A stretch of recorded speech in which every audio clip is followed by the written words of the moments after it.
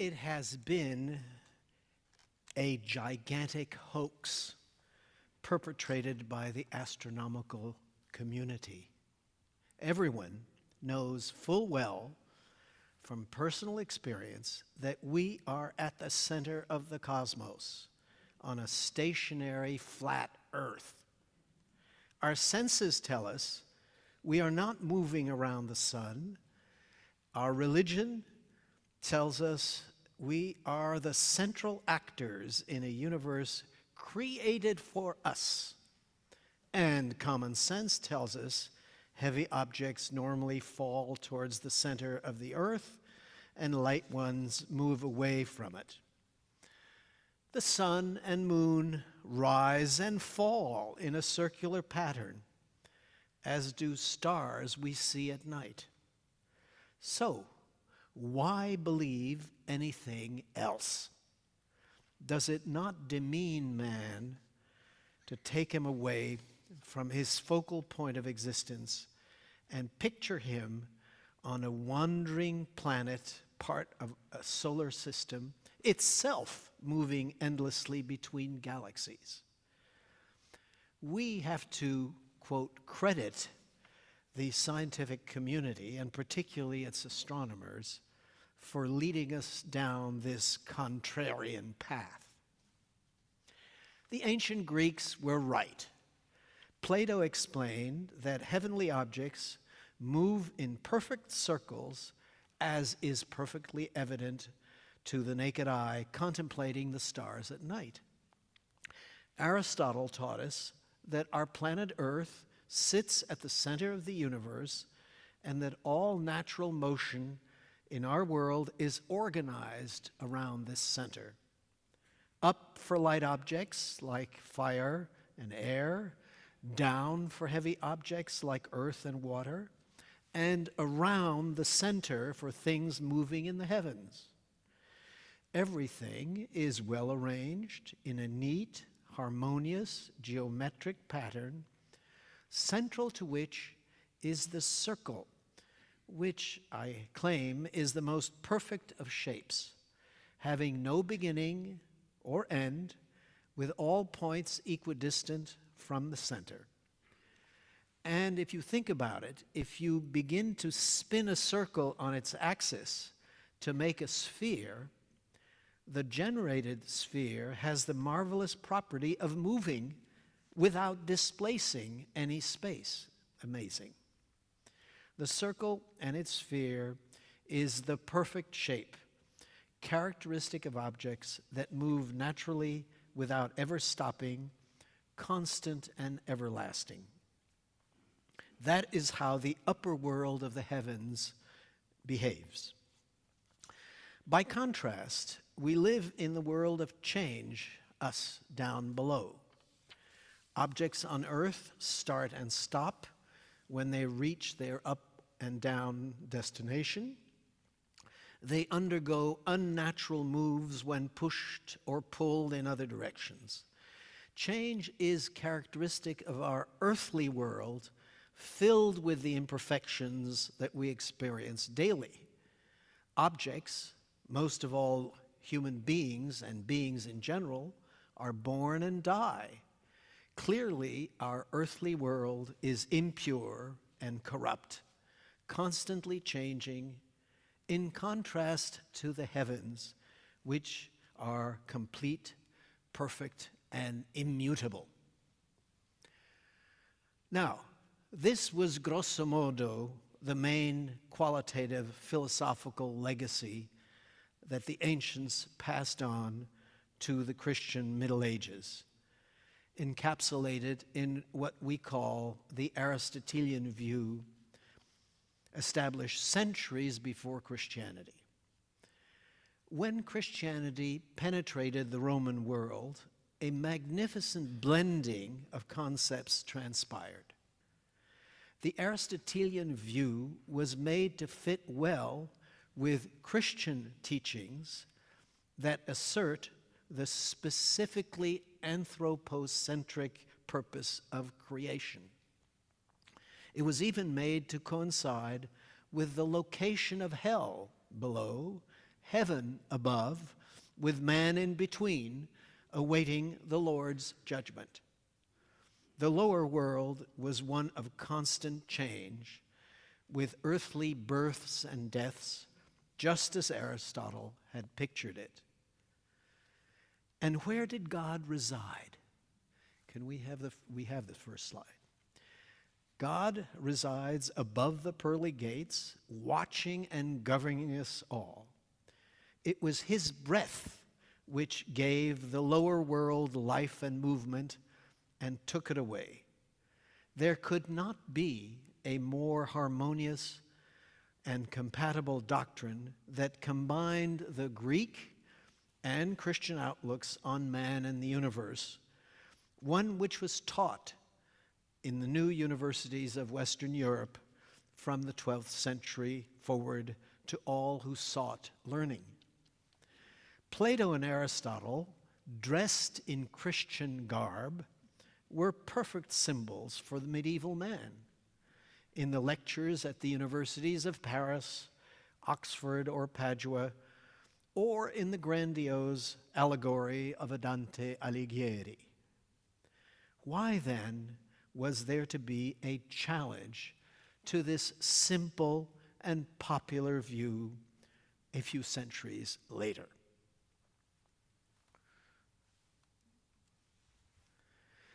The Polish Nicholas Copernicus, born in Torun in 1473, was a member of the Catholic Church, trained in canon law and medicine, and appointed by his uncle, the bishop, to a sinecure near his hometown. He was schooled in traditional Christian Aristotelian philosophy and never openly challenged scriptures, even dedicating his revolutionary book, De Revolutionibus Orbium Caelestium, 1543, dedicating it to the then Pope Paul III.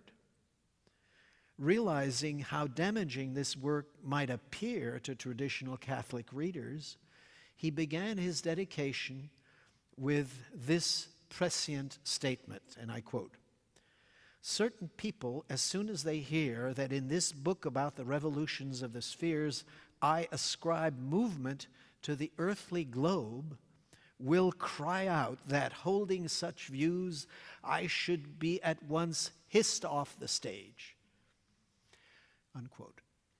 Now he explains that his views are not motivated by any iconoclastic instinct, but by reasoning of a mathematical kind.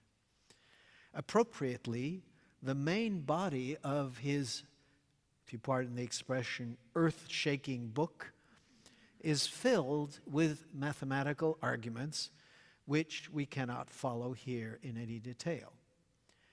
But his major criticism are aimed not at Plato and Aristotle, but at the Hellenistic astronomer and astrologer Claudius Ptolemy, who wrote in the 1st century AD.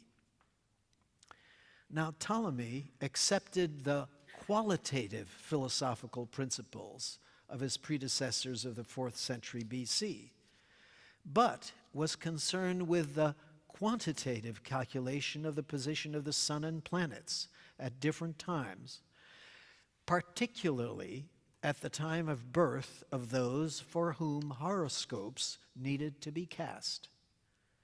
In order to work these out precisely, he had to admit deviations from the perfection of the heavenly bodies. Planets did not, in fact, move around the earth with constant speed, nor appear to be always at the same distance from us.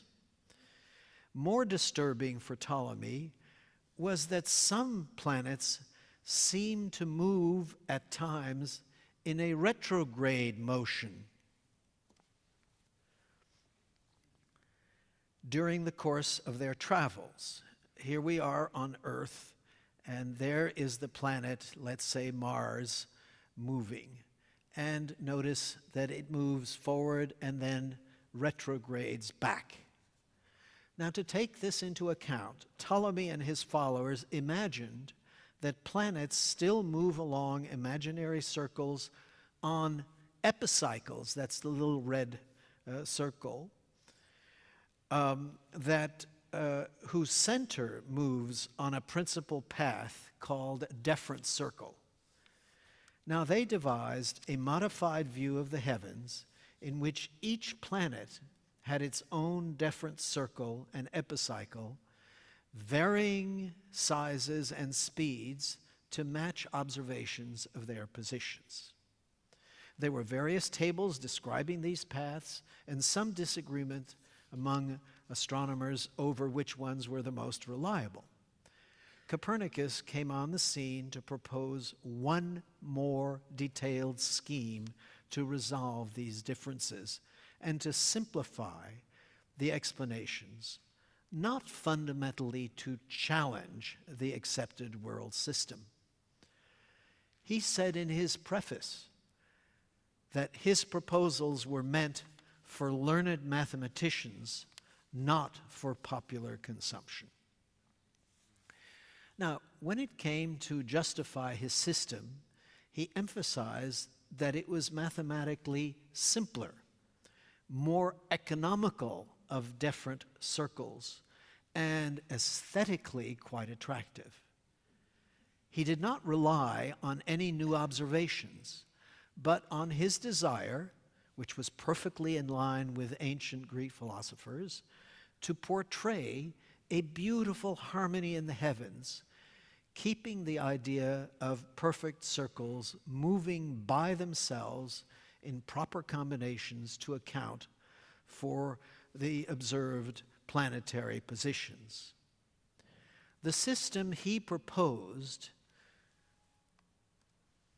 which had a stationary sun around which moved the 6 known planets, including the Earth, which carried its moon around it as a satellite. This is not only had the advantage of reducing the number of deferent circles, but arranged the order of the planets from the sun, that is, Mercury, Venus, Earth, Mars, Jupiter, and Saturn, to correspond neatly with the time it took for each planet to complete one cycle around the sun. The swiftest was the closest one. It was Mercury, and it traveled in 80 days. The slowest and most distant was Saturn, which took some 30 years. How orderly was this new scheme? In addition, the retrograde motion of certain planets seen from Earth was for him an apparent optical illusion caused by the relative position of the moving Earth from which it was observed and the planet that moved more slowly around the sun. And this is an illustration of the way in which retrograde motion could be explained according to the Copernican hypothesis. So, not only that, but Copernicus's proposal was aesthetically more pleasing than Ptolemy's weighty and cumbersome system. In his own words, Copernicus said, quote, "So we find underlying this ordination an admirable symmetry in the universe and a clear bond of harmony in the motion and magnitude of the spheres." But what about the new fixed center that displaced the Earth for the sun? What made it so special? And here's what he says. "In the middle of all sits sun enthroned. In this most beautiful temple, could we place this luminary in any better position from which he can illuminate the whole at once? He is rightly called the lamp, the mind, the ruler of the universe. Hermes Trismegistus names him the visible God. Sophocles' Electra calls him the all-seeing. So the sun sits as upon a royal throne, ruling his children, the planets, which circle around him. The earth has a moon at her service. Meanwhile, the earth conceives by the sun and becomes pregnant with an annual rebirth. Now, this poetic and aesthetically pleasing doctrine, published the year of Copernicus's death, 1543, did not fare well with most mathematically minded astronomers. And it was not until the fateful year of 1609, 400 years ago, that it gained momentum in the hands of Johannes Kepler and Galileo Galilei. There were serious unresolved problems with the Copernican scheme. At first, few theologians worried at all about its popular implications. After all, the book was principally addressed to mathematicians and astronomical calculators and not widely disseminated. One problem was the following. If the Earth moved annually about the sun, the fixed stars seen from this moving platform ought to appear to trace small circles in the heavens. No such parallactic motion was in fact observed. So Copernicus explained this away by saying that the stars were at such long distance from us that parallax could not be seen by the naked eye. Now, there were other objections that need not concern us for the moment. Those who adopted this Copernican view did so more often for philosophical rather than technical reasons, including one Englishman by the name of Thomas Digges, who published a perfect description of the celestial orbs according to the most ancient doctrine of the Pythagoreans, lately revived by Copernicus, which is a 1576 book. It was he, Thomas Digges, among others, who made the suggestion that the stars were not all fixed on a celestial sphere that rotated, but were arrayed at various distances from the sun, so that he began the process that eventually led to the idea of an infinitely large universe. And others, like Erasmus Reinhold, devised astronomical tables based on the Copernican hypothesis, which supplanted older ones and were widely distributed and used even by astronomers who did not accept Copernicanism. Yet these ideas were known to technicians, even if not openly or universally accepted. One such professional astronomer was the Dane Tycho Brahe, born 3 years after Copernicus's death, and who, in my opinion, brought about an observational revolution that ultimately undermined the standard Ptolemaic picture of the world when his young assistant, Johannes Kepler, worked out his more accurate observations. Of all the pioneers of the scientific revolution, I consider Tycho Brahe as a most significant individual who is too often underrated because he did not fully embrace the Copernican program. Actually, Tycho devised his own version of the solar system, compromising between the older idea of a stationary Earth at the center and the sun turning around it, but he proposed that all the planets other than Earth rotated about the sun. So it was a compromise situation. This is the Tychonic system.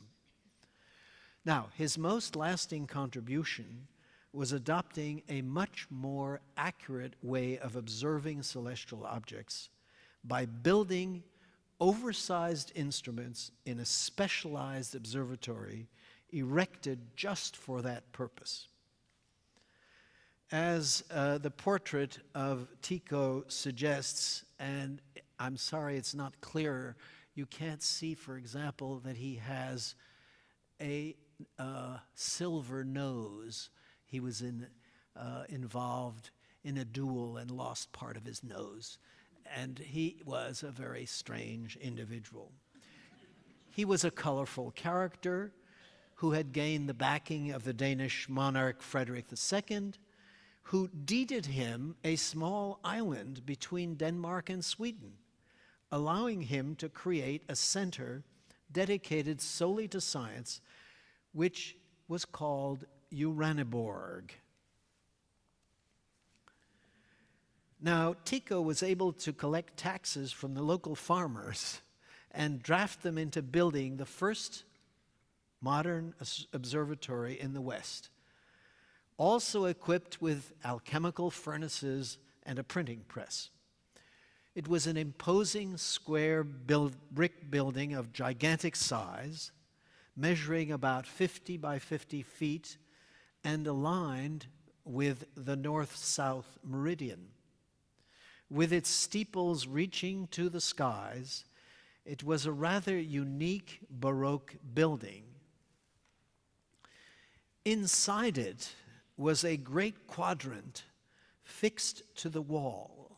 And it's sort of hard to imagine this, but it is fixed against the wall so that it would not shake when there was a great deal of wind, which the island of Hahn experienced. And you could observe through a slit in the left-hand side, and you could calculate exactly what you were observing. Inside this great quadrant fixed to the wall, as well as other big instruments that permitted more accurate angular measurements. Take a look at this thing, the equatorial armillary, and you'll notice in the bottom left there is a human being, just to give you an idea of size. He built these huge instruments.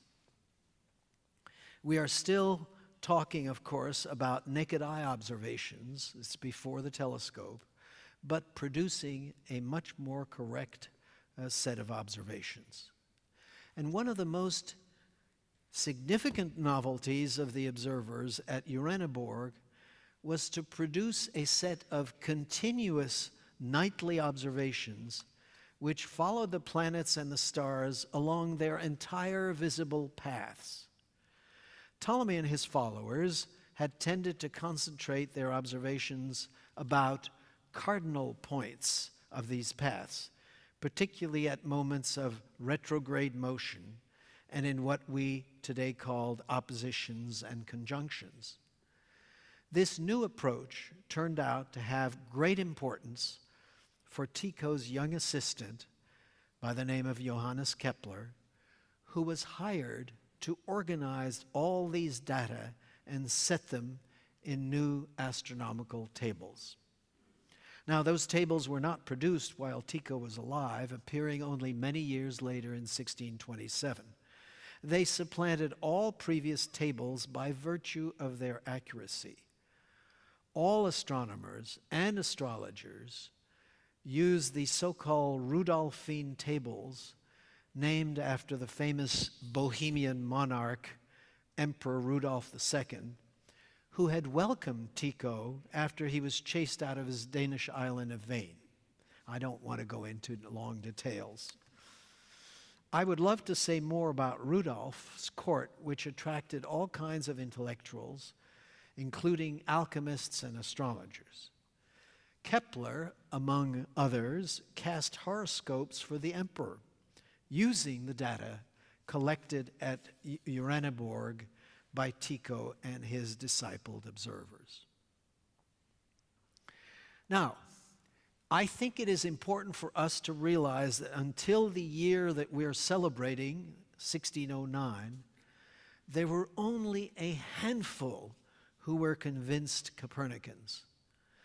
and that the beginnings of the scientific revolution, which historians like myself talk about, were generally ignored by the public.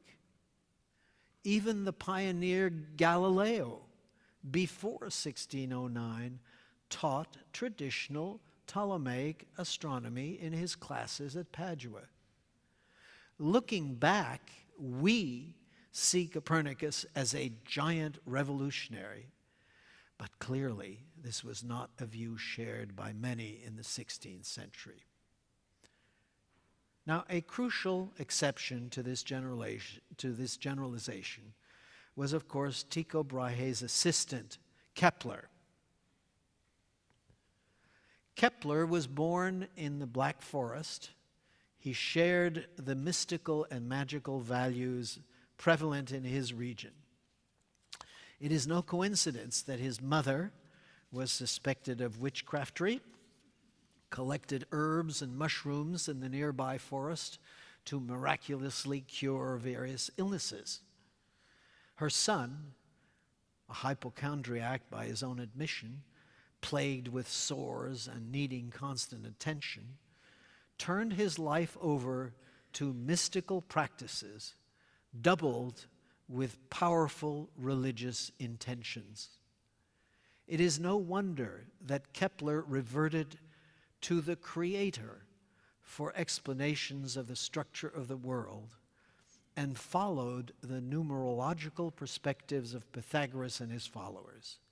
Now, he adopted Copernicanism in part because it appealed to his aesthetic sense of the divinely inspired orderliness in the universe. The results of his serious pursuit into mathematics of the cosmos were critical in turning others into followers of Copernicus, but with a difference. In that fateful year of 1609, he published a book called Astronomia Nova, which bears a subtitle, A New Astronomy Based on Causation, or a Physics of the Sky derived from the investigation of the motion of the star Mars, founded on the observations of the noble Tycho Brahe.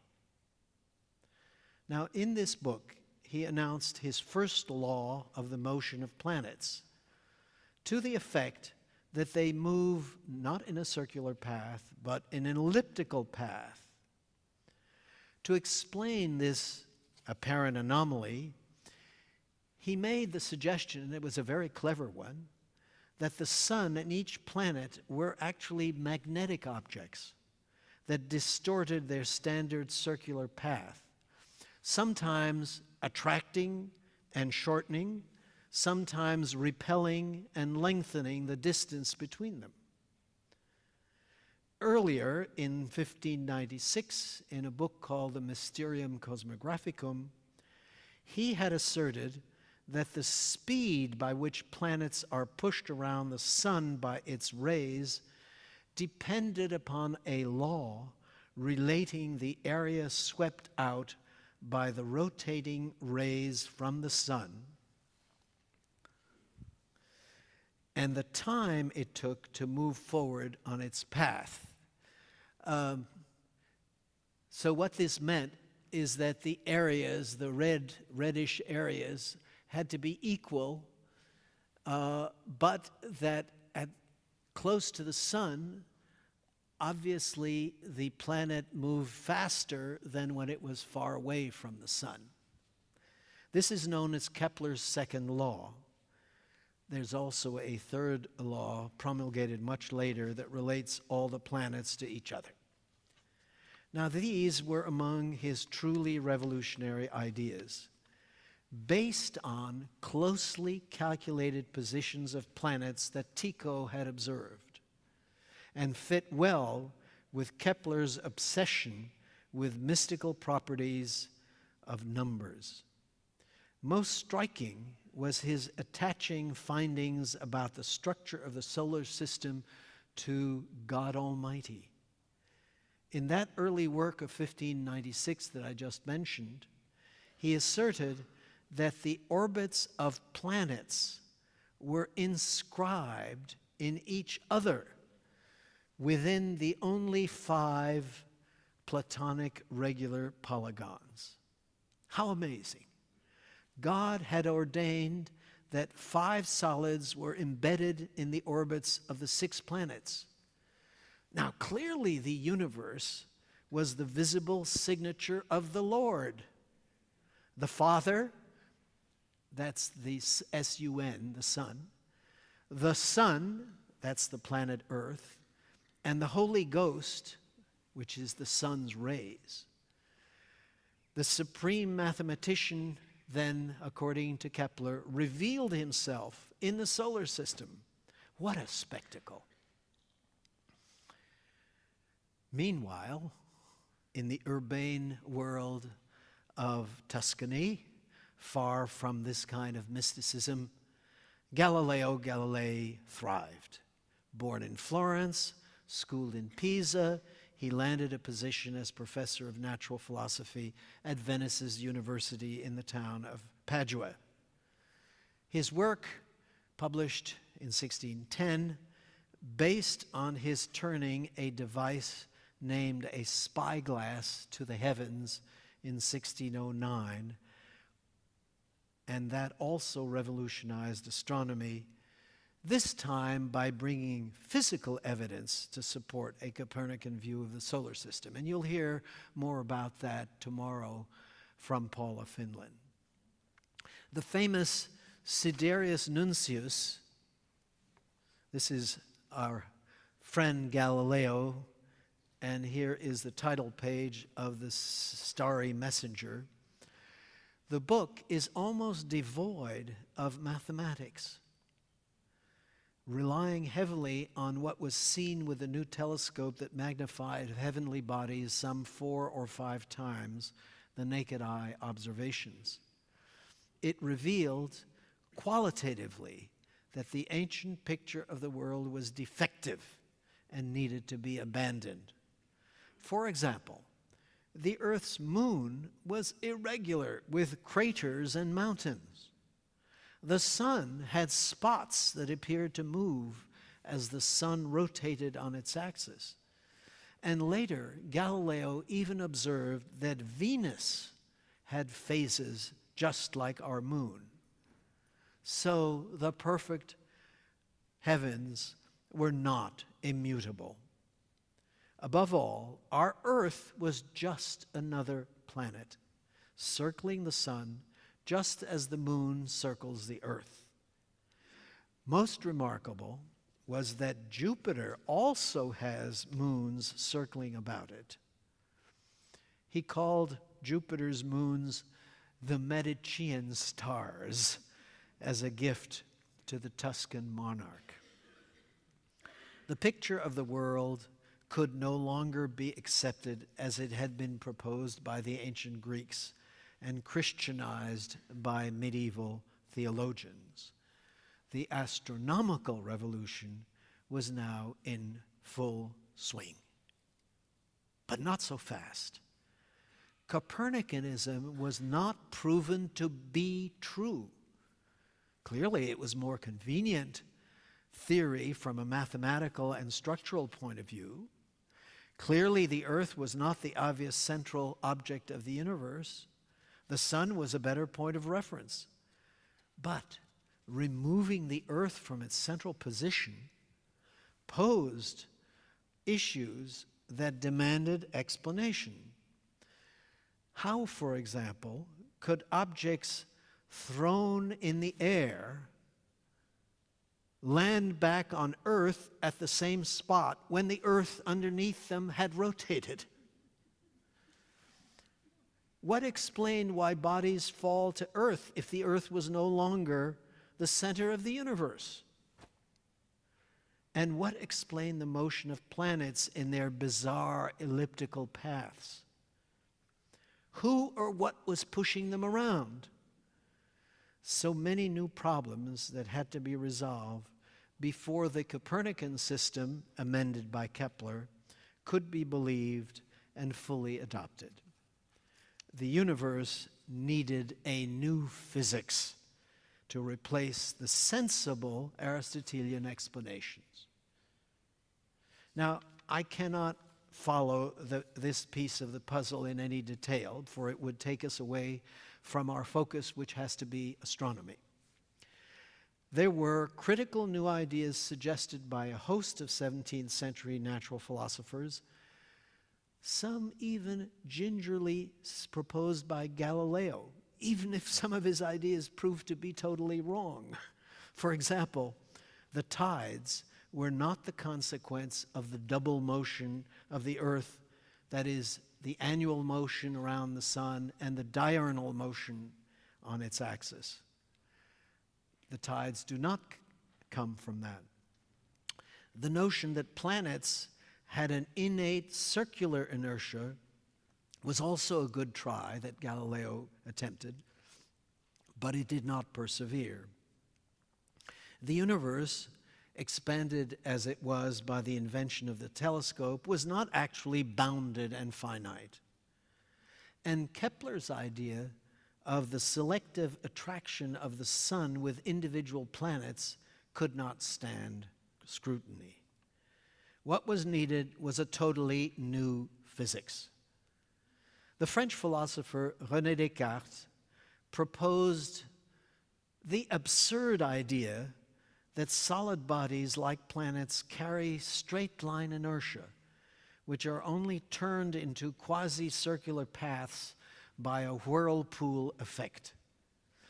I say absurd because no amount of experiment could ever demonstrate inertia, that is, that objects carry on indefinitely in a straight line unless deviated from their natural path.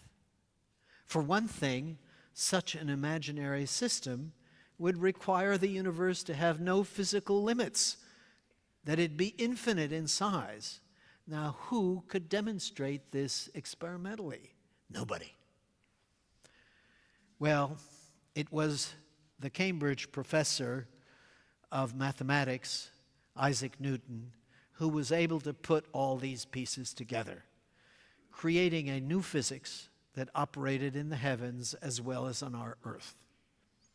In 1687, he published the epoch-making Principia Mathematica that almost completed the transformation initiated by Copernicus a century and a half earlier.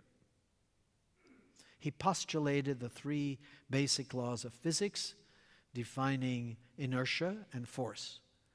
He postulated the law of universal gravitation that cemented the entire solar system. To be sure, the new physics needed a new type of mathematics, calculus, to be cleaned up in the 18th century, and the abandonment of an interventionist God that Newton required. But for a professional natural philosopher, Newton's synthesis sealed the scientific revolution. But what about popular culture? When was our place in the universe redefined? No one can give a definite answer, in part because there is no clear delineated popular culture. The scientific revolution I have sketched out for you was initiated by and for mathematical astronomers. It was implemented by natural philosophers, grounded on religious and mystical beliefs, and supported by observational evidence, and followed through by philosophers like Descartes and brilliant but esoteric mathematicians like Newton and Leibniz. How could these ideas suddenly penetrate to the general public? In part, changes in higher education followed many of these steps, and by the time of the age of Newton. But it took a Fontenelle, an Algarotti, and a Voltaire in the Enlightenment to render these ideas palatable to an educated public. Now, you may have heard that a major obstacle to the popularization of the modified Copernican worldview was the Catholic Church. Of course, we all know that Galileo was condemned by the Inquisition in 1633 for publishing a book that ostensibly supported this view, and for disobeying a 1616 injunction to stop propagating Copernican views. Well, like a good Catholic, Galileo did recant, and he stopped his popular campaign. But I think we should consider that the wrong-headed decision by Pope Urban VIII to be in line with the Catholic Church's policy of the Counter-Reformation, that is, to stem the tide of near heresy represented by the Reformation movement. In practice, it may have had exactly the opposite effect. Copernicanism was gleefully taken up by Protestant England. But even within Catholic territories, accommodations were gradually devised. In Jesuit schools, Copernicanism was actually taught in parallel with the obsolete ancient views, but presented only as a clever hypothesis, not actual reality. Some schools also revised the compromised Tychonic system that I mentioned earlier, thus having it both ways. In due time, Galileo was personally rehabilitated by the Roman Catholic Church. For example, his resting place was allowed in the Florentine Church of Santa Croce, directly across from Michelangelo's tomb. And his offending book was eventually removed from the Index of Prohibited Books long before Vatican II rescinded the Church's condemnation. By the 18th century, only die-hard Catholics turned their back on Copernicanism. But instead of focusing on these fascinating skirmishes between Christians, we ought to ask how displacing man from the center of creation fared. The story of gradual secularization of society, with which we are still struggling in our own times, goes far beyond the time boundaries of the scientific revolution. Some believers actually echoed Kepler's embracing of the astronomical picture of the universe as a sign of God's wisdom. After all, even the marvelous clockwork solar system of Newton's era logically demanded a clockmaker. You may be familiar with the orrery, so popular in public demonstrations of the Enlightenment. Now, to work the orrery, that is, to make all this stuff turn around, it requires a person to crank it. You notice the crank. Who else but the Almighty? I rather prefer the piercing observation of my favorite scientist, Pierre-Simon Laplace, who said about mankind in 1796, and I'll finish with these quotes: "Seduced by the illusions of the senses and of self-love, man considered himself for a long time as the center of the motion of celestial bodies. The labor of many ages has at length withdrawn the veil which covered the system of the world. Man now appears upon a small planet, almost imperceptible in the vast extent of the solar system, itself only an insensible point in the immensity of space. The sublime results to which this discovery has led may console him for the limited place assigned to him in the universe." So the astronomers, whom I facetiously chided at the beginning of my talk, were put in their rightful place by Laplace, who added the following: "Astronomy, by virtue of the dignity of its object and the perfection of its theories, is the most beautiful monument to the human spirit. the noblest title of its intelligence.